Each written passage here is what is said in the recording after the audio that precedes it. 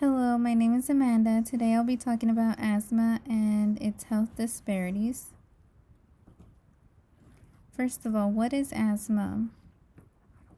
Asthma is a condition in which it affects your airway. Your airway are tubes that carry air in and out of your lungs. They become swollen and narrow and may produce extra mucus. Symptoms associated with asthma are shortness of breath, wheezing, coughing, and chest tightness. What are the causes? There isn't that much study on what causes asthma, but it can be related to genetics or due to environmental and/or combination of both.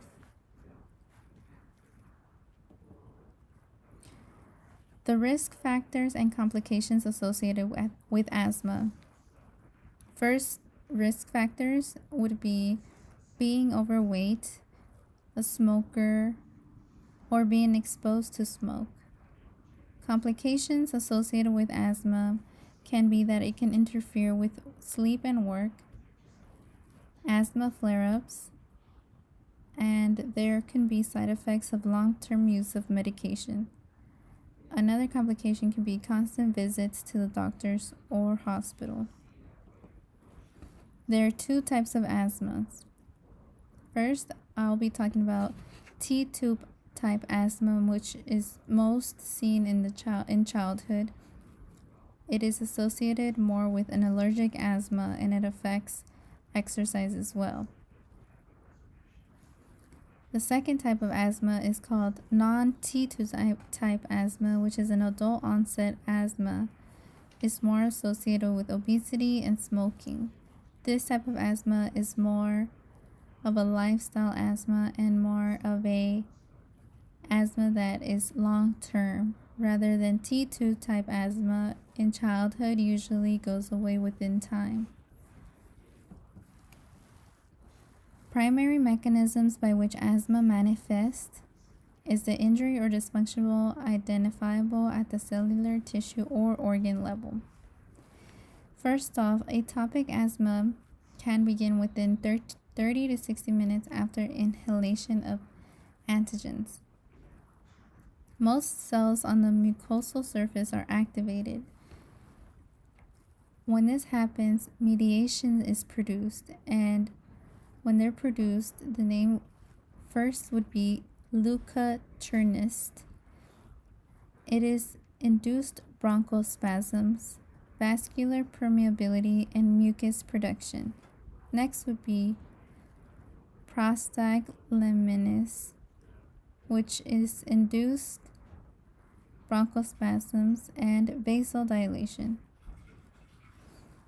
Histamine is when it's induced bronchospasm and increased vascular permeability. Next would be platelet activating factor, which causes aggregation of platelets and release of histamine. Acetylcholine is when release from intrapulmonary motor nerves resulting in airway smooth muscle constriction by direct stimulation of muscarinic receptors. Most cell tryptase is when inactivates normal bronchodilators. Environmental factors associated with asthma would be atopy, which is predisposing to allergic hypersensitivity in the airway. Afterwards would be first exposure to triggers, then stimulation of B cells to produce IgE, which binds to most cell surfaces. After that would be activated helper T cells and IgE synthesized most cells now line the airway. Second exposure triggers would be the early response, which is 0 to 2 hours, and then there's the late response, which typically lasts 4 to 12 hours. In the early response, allergens cross-link IgEs on most cells. Most cells release histamines, leucomines, and other inflammatory mediators, which then release vasodilators, goblet hyperplasia, and bronchial, which is a smooth muscle constriction, happens.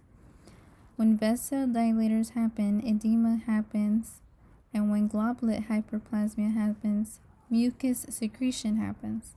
And when all that happens, airway obstruction happens, creating asthma. And when all of this happens under environmental factors in the cell level, that's how asthma is created. In what way does asthma impact quality of life, lifespan, or of those affected? Asthma can be affected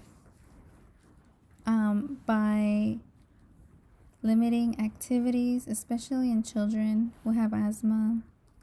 They can't really participate in activities, or they have to carry medications or their inhalers because then asthma flare-ups happens. So that's how it impacts their quality of life, and a lot of sick days also if they work. However, lifespan, asthma does not affect the lifespan on a person. So a person who doesn't have asthma compared to a person that does have asthma, there's no effective effect in lifespan on a person. In what ways does asthma present as a health disparity? Who is suffering from this condition the most? From what I researched, asthma in the United States falls disproportionately on Blacks, Hispanics, and American Indian Alaskan Native people. These groups have the highest asthma rates, deaths, and hospitalization. So if you see here, this picture I got from AAFA.org, asthma disparities. It shows that Black, Hispanic, and Indigenous individuals in the U.S. face the highest burden of asthma. These disparities are caused by complex factors including systemic and structural racism. So, Black Americans are nearly 1.5 times more likely to have asthma, and Puerto Rican Americans in the Hispanic community are nearly 2 times more likely to have asthma.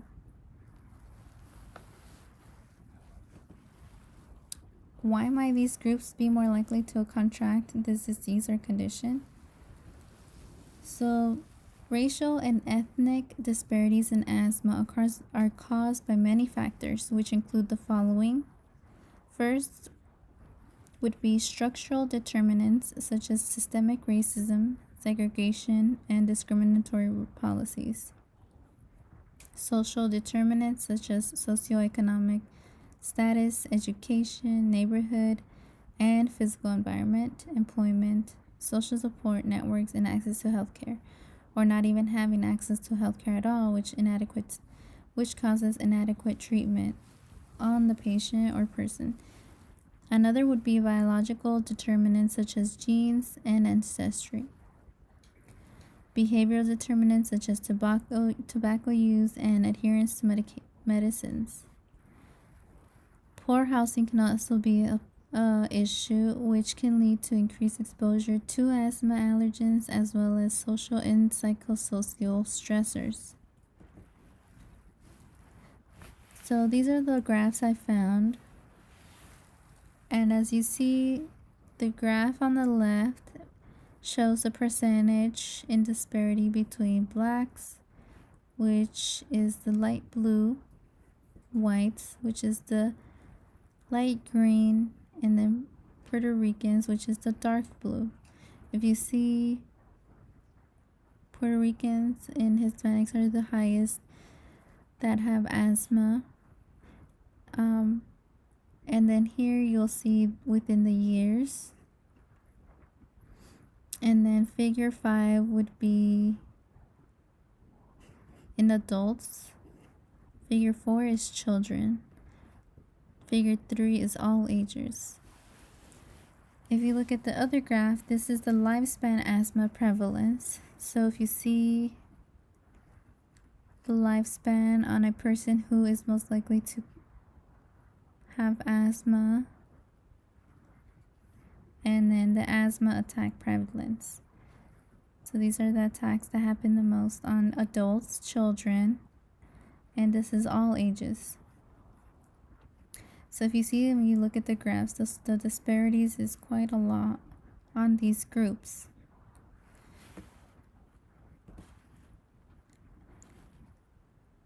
And my works cited would be asthma disparities, asthma attacks, and asthma. The first one I was able to pull up AAFA.com is where I found my disparities. And then asthma symptoms, asthma attacks, Medline Plus is where I found all of the signs, the symptoms and conditions, and Mayo Clinic as well. Thank you so much.